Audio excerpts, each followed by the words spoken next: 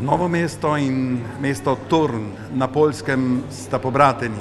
In prav zaradi tega smo iz kmetijske šole odšli v te kraje, da pravzaprav pogledamo, kakšen je kmetijski vsakdan.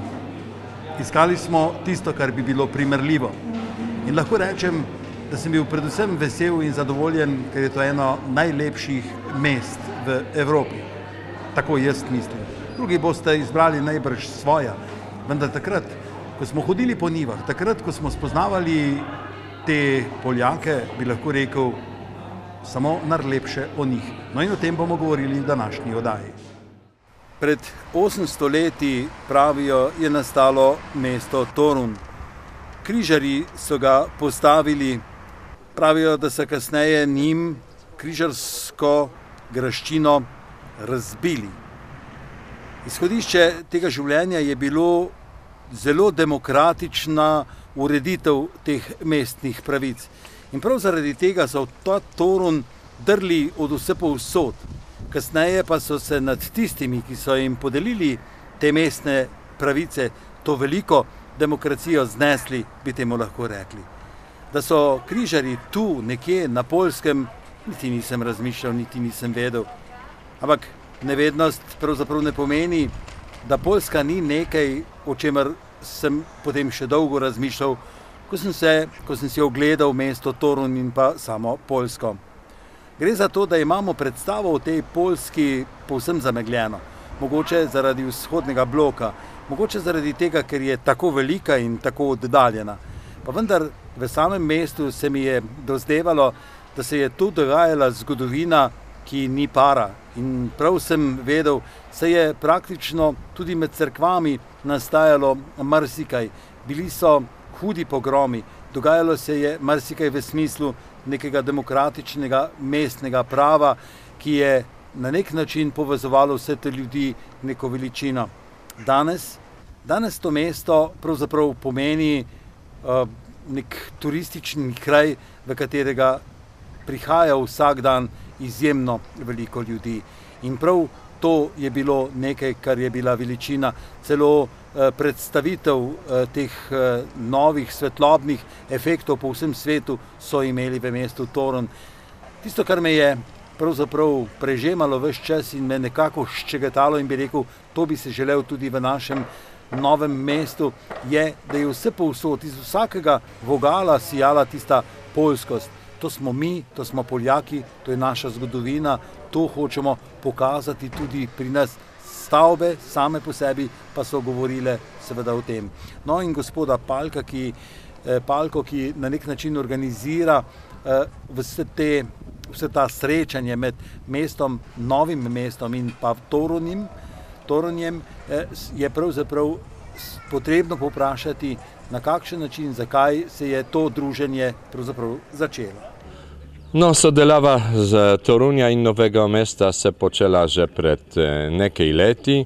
Več kot 3 leta imamo podpisan sporazum o sodelavi s Torunjem in smo postali partnerska mesta.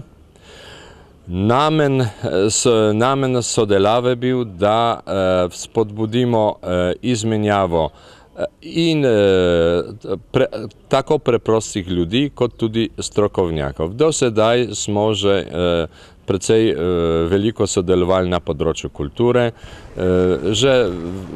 Že večkrat so na novomeških likovnih delih sodelovali artisti plastiki iz Torunja, tudi so bile že izložbe naših umetnikov v Torunju. Vsekakor mislimo, da to sodelavo treba še dvigniti na višji nivo in med drugim nameravamo v najkrajšem času sprožiti eno sodelavo med Centrem biotehnike Grm in Centrem kmetijskih šol oziroma Centrem šol za zaščito okolja v Torunju, ki bi temeljila na izmenjavi učencev, izmenjavi praks oziroma tudi izmenjavo učiteljev. Če sem prej rekel 800 let zgodovine, bi lahko rekel, da sleherna stavba v Torunju diha svojo zgodbo, da so vse stavbe v nekem določenem stilu unikatne in da je predvsem tisti poljski človek izjemno ponosen na sam Torunj in da hodijo gledati prav Poljaki, sami, svoje mesto. To je izjemno zanimivo. No in prav zaradi tega sem gospoda Palko povprašal, no povejte mi nekaj tudi vi, ki veliko veste v tem svojem mestu. Torunj je zelo zanimivo mesto, Torunj je zelo osko povezan z zgodovino Poljske, no najbolj mogoče karakteristični moment, da Torunj je rojstni kraj velikega poljskega astronoma Nikolaja Kopernika, ki je prav naredil revolucionarne spremembe v našem znanju o vesolju. Z druge strani, mesto je zelo zgodovinsko. Kaj je pomembno, mesto je vpisano v svetovno dediščino UNESCO pred 15 leti, ima čudovito gotsko arhitekturo. Poleg tega v mestu se nahaja univerza, v kateri študira okrog 40 000 učencev. Drugače, življenje v Torunju je zelo bogato, tako kot predvsem pa kulturalno življenje. In mislim, da se tle resnično čuti utrip tega artističnega življenja. Ja, lepota reke, lepota dežele, bližina morja, vse to se pravzaprav na nek način manifestira tudi v ljudeh, ki so izjemno ponosni, izjemno, lahko rečem, kot kar kulturno usmerjeni. Imajo nekaj, kar pravzaprav ima vsa Poljska, ker je vsaka povezava in vezanost na zemljo, na okolje, pravzaprav izvirna. In prav zaradi tega smo povprašali tudi predstavnika občine. Kaj on lahko pove? Ja myślę, że u podstaw każdej współpracy leży wspólne dobro. Sem mnenja, da pri vsaki sodelavi gre za skupno dobro. Torej, da ljudi, ki hočejo sodelovati s seboj, ki hočejo se spoznati in gre za to, da vsi skupaj sodelujo, da vsi pridejo do nekakšnega skupnega dobra. Doktor Edvard Palka je pravzaprav tisti človek, ki si vedno prizadeva na nek način povezati svoj narod z narodom, v katerega državi je živel, to je v Sloveniji. In on se je tudi potrudil in prevedel vse skupaj. Glede na to, da je zelo natančen človek, mi je rekel, Janez, počakaj, bova to še boljše naredila, pa ne gre za to. Najlepše je pravzaprav povedano tam, v tistem mestu, v katerem pravzaprav sam lahko kar veliko govorim. No in ko smo se s predstavnikom občine pogovarjali naprej, bi lahko rekel, da me je pravzaprav pritegnilo to, da so oni gledali proti naši mali državici z nekim veseljem in veselili so se srečanj tu pri nas v Novem mestu. No in povprašal sem pravzaprav predstavnika občine, kako oni lahko vidijo to zvezo med tako majhno državo, kot je naša Slovenija in tako veliko, kot je Poljska. Oczywiście, że można. Seveda lahko, ne gre za velikost države, ker naprimer naše vojvodstvo, ki ima 2 200 000 prebivalcev, je približno podobno ali malo več od Slovenije, vendar gre za skupne prakse in lahko koristimo izkušenj ene države in druge države. Čeprav se sprehajamo po mestu, boste spet rekli, kaj vraga nam kažeš to mesto, ampak resnično je bilo tako lepo, da sem moral nekaj dlje posvetiti mu na televiziji prostor. In prav zaradi tega sem ga takoj vprašal predstavnika občine, poglejte, kaj pravzaprav vašemu mestu, razvoju vašega mesta pomeni podeželje, kmetijstvo, ki ste nam ga pokazali. Toruń, co prawda, nie jest miastem rolniczym. Res, Toruń nie kmetijsko, Toruń je mesto. Toruń nie ma toliko velikega potencijala v kmetijstvu, ampak celotno vojvodstvo Kujavsko-Pomorske ima tudi veliki kmetijski potencial. Predvsem Toruń je mesto, ki je pomembno zaradi turistike in to je mogoče glavna smer. Vsekakor v Torunju tudi se educirajo kadri na nivoju srednjih šol ali izven ali šol, ki so nad maturo, ki prispewają kadry za rozwój kmetijstwa. Kadry dla rolnictwa na poziomie szkoły ponadgimnazjalnej, szkoły średniej. Ja, in kaj smo iskali predstavniki kmetijske šole Centra biotehnike Grm Novo mesto v Torunju? Predvsem smo iskali na nek način povezave med šolami tam in šolami tukaj. In lahko rečem, da smo jo našli. Predvsem na ekološko usmerjeni šoli, ki ima pravzaprav v sebi vse, kar je potrebno, da očistimo okolje.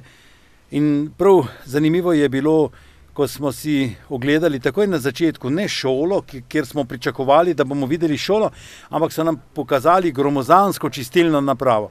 Če bi mi kdo rekel, da ima tukaj veze z okoljem, bi se mu mogoče smejal, ampak ker je ta šola v mestu Torunj, bi lahko rekli, da je ta čistilna naprava njihovo glavno učilišče, vse učilišče za tiste, ki potem kasneje razmišljajo o tem, kaj bodo počeli v naravi, da do tako velikega sekreta dejansko tako ogromnih odpadnih voda in vsega ne bo prišlo in ne bo prihajalo. In zaradi tega so pravzaprav štartali že politično umno in sicer so zgradili čistilno napravo z namenom, da bodo očistili torunjske vode. Ko pa je prišla zraven Evropa, niso šli to čistilno napravo takoj zaprt, ampak so svoje tehnološke osnove, ki so njihova lastna znanja, pravzaprav nadgradili, dodelali in spuščajo v reko pravzaprav čiste vode. V tem je vsa skrb in ravnatelj, ki je bil z nami, nam je ves čas pripovedoval, naši učenci se to učijo, naučijo se tistih temeljnih izhodišč komunalnega čiščenja, potem kasneje pa to povežemo s samim kmetijstvom. In ravnatelja sem takoj povprašal, zakaj, kaj je bilo tisto, zaradi česar smo in kaj so nam želeli prikazati, zakaj so nam želeli vse to prikazati. No, pytanie jest dość trudne, ale postaram się odpowiedzieć w sposób wyczerpujący. Vprašanje mečken težko, vendar glavni cilj tega, da sem hotel pokazati to vse, kaj imamo, s čim se ukvarjamo in to, kaj bi mogoče bilo interesantno za naše prijatelje z Novega mesta. To je tudi zanimivo z drugega vidika, ker zaradi tega smo hoteli tudi prikazati stvari, ki tudi nas interesirajo, ker smo hoteli ker tudi razmišljamo o tem, da bi v bodoče lahko sodelovali ali izmenjevali strokovnjake na področjih, ki zanimajo obe strani. Chcielibyśmy podjąć wymianę, współpracę ze szkołą w Nowym Mieście. Ja, odšli smo takoj na kmetijo, ki je bila po sreči opremljena tudi za poroke. Namreč z novostmi, ki jih je pripeljala v kraje tudi Evropska unija, je bila ureditev kmetije za namene poroke. In pravijo, da vsak konec tedna organizirajo poroke. Na sami kmetiji pa smo si ogledali biološko čistilno napravo. Torej, če smo imeli prej velike areale in gromozanske čistilne naprave v mestu, smo sedaj odšli na podeželje, kjer smo si ogledali tudi biološko čistilno napravo, tudi pri bližnji kmetiji potem kasneje. No in ravnatelja smo povprašali, naj nam malo predstavi mogoče ta kmetijski utrip samega poljskega kraja. Jeżeli chodzi o rolnictwo w województwie kujawsko-pomorskim, to ono należy do jednych z czołowych w kraju, w Polsce. Če govorimo o kmetijstvu na našem področju, na področju našega vojvodstva, lahko povem, da ono ima zelo široki karakter. Torej ima veliko raznih profilov. No, gre tle predvsem za proizvodnjo žit, za proizvodnjo živali, med drugimi tudi se ljudi ukvarjajo s proizvodnjo rastlin oziroma s proizvodnjo zelišč oziroma raznih drugih rastlin, ki služijo kot surovine za izdelavo raznih preparatov. Drugače na splošno, če bi to ocenjeval, mislim, da imamo dobre rezultate, uspehe in nimamo razloga, da se sramujemo našega kmetijstva. Če govorim o polskim kmetijstvu, bi rad povedal, da v polskim kmetijstvu bil zelo veliki delež privatnega gospodarstva in zdaj praktično mogoče se edino to spreminja, da težimo k temu, da bi povečali areal naših področji, na katerih delamo. Struktury. Ta zmiana sprowadza się do zwiększenia powierzchni, areału gospodarstw, w których się gospodaruje. Poglejte, ravnatelj, na nek način nas zanima v tako velikem kraju kmetijstvo. Veliko ste sedaj povedal, kako bi lahko predstavili vašega kmeta. Videli smo velike kmetije. No, jest to zróżnicowane. Nie można powiedzieć, że wszyscy są takimi wspaniałymi farmerami. To je zelo različno. Ne morem povedati, da so vsi super farmeri, ki so zelo zadovoljni, imajo zelo velike uspehe, imajo ogromne areale. Seveda so takšni, ki recimo živijo precej skromno in se borijo z dneva na dan, ampak so tudi ljudi, ki so dosegli zelo velike uspehe in se veselijo vsak dan svojih uspehov in svojega komforta življenja, ki so dosegli s svojim delom. Naprimer, zdaj lahko povem, ker se zdaj nahajamo v eni privatni vzreji konji, torej nahajamo se v kobilarni, ki ima nekaj 10 zelo kvalitetnih konji in ki tiste živalski material predstavlja ogromno vrednost, da ne govorim o vrednostih samega gospodarstva, stavb in vsega ostalega. Podobno situacijo smo lahko mogli videti v enim gospodarstvu, ki se ukvarja s proizvodnjo zelišč, ki služijo kot začimbe. Lastnik tega gospodarstva ima skoraj, bi lahko rekli, okrog 200 hektarjev lastne zemlje, na kateri zagotavlja proizvodnjo raznih vrst zelišč. Naprimer smo tudi obiskali eno posestvo, katero ima urejeno situacijo očiščevanja od plag, konkretno ima lastno napravo lastno čistilno napravo, ampak katero tudi ima dodatno dejavnost s tem, da bi ohranilo svoj visoki standard in da bi enostavno živelo v relativnem komfortu. Lahko vseeno povem, da se struktura tih gospodarstv spreminja in da kmalu praktično tistega posestva bojo ratala kot mala podjetja, ki se ukvarja vsako svojo specializirano dejavnostjo. Zaradi tega moja šola skrbi ne samo zaradi tega, da bi ustvarila strokovnjake, ki bojo znali delati na določenim področju, vendar tudi, da dvigne se splošni intelektualni nivo in da v bodoče bo lahko zagotovila tudi kvalitetną zaštitę okolia. Specjalistów, którzy nie tylko będą gwarantować odpowiednią produkcję, ale również zadbają o ochronę środowiska i rozwój intelektualny mieszkańców wsi. No sej, nekaj o tem kmetijstvu smo že spregovorili. tudi nekaj pokazali, pa vendar, no, če bi šel tako po vrsti, mi je bil prikaz dela s konji na sami kmetiji izjemno zanimiv. Takoj na začetku smo se malo lovili, se je pravzaprav sam lastnik kmetije mislil, da smo prišli kupiti konje.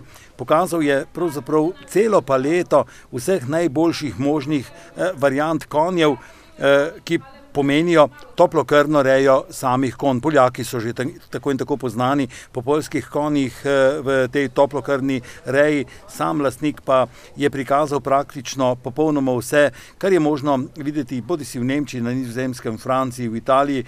Pokazal je rejske smeri in cilje, za katere je pridobil denar iz biznisa, iz nekaj tudi iz tega okoljskega denarja.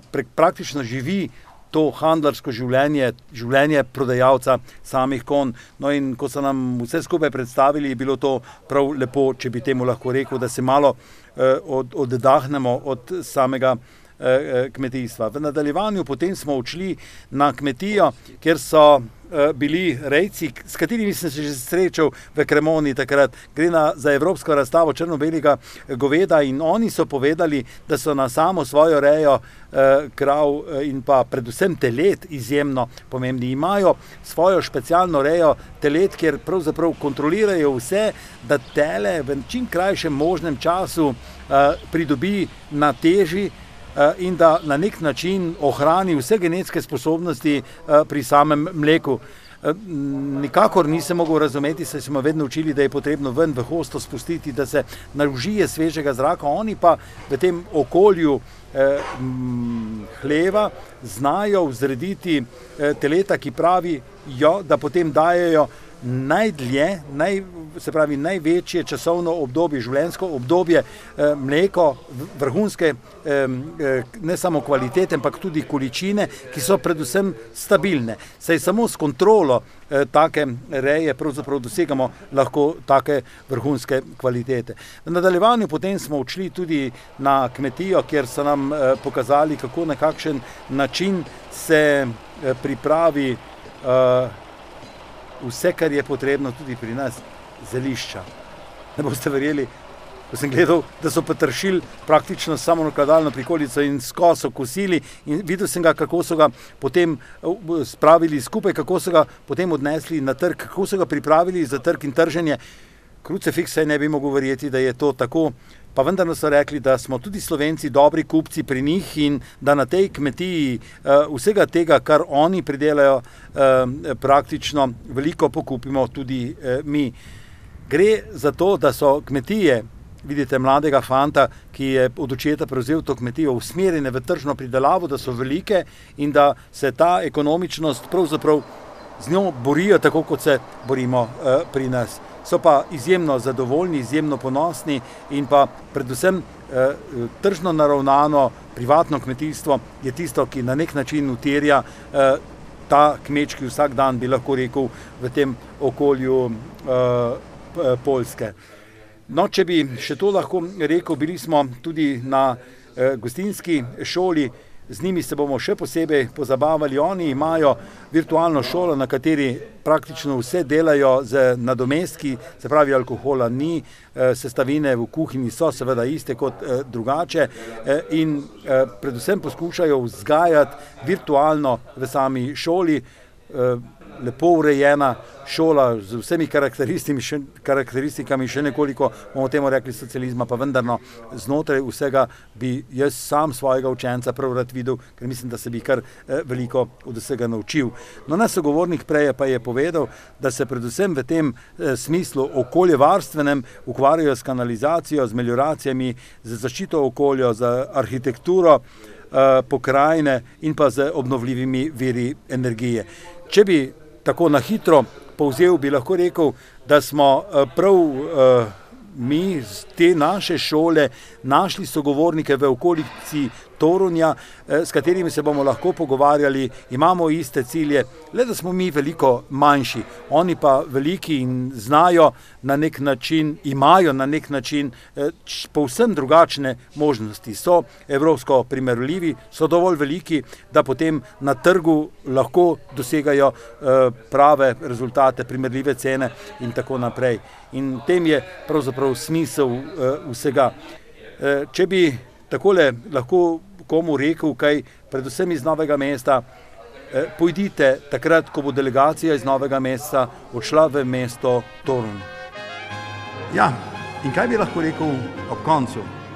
Gre predvsem za to, da sem bogatejši za spoznanje, da tu v Evropi živi narod, o katerem nisem vedel veliko, in vendar mi je ta narod nalil čistega vina o sebi. Hodijo po svojih poteh, brigajo se za svoje probleme in lahko rečem, da so Poljaki že daleč pred globalizacijo. Predvsem zaradi tega, ker se zavedajo svojih problemov in se zavedajo, da jih bodo samo oni lahko rešili.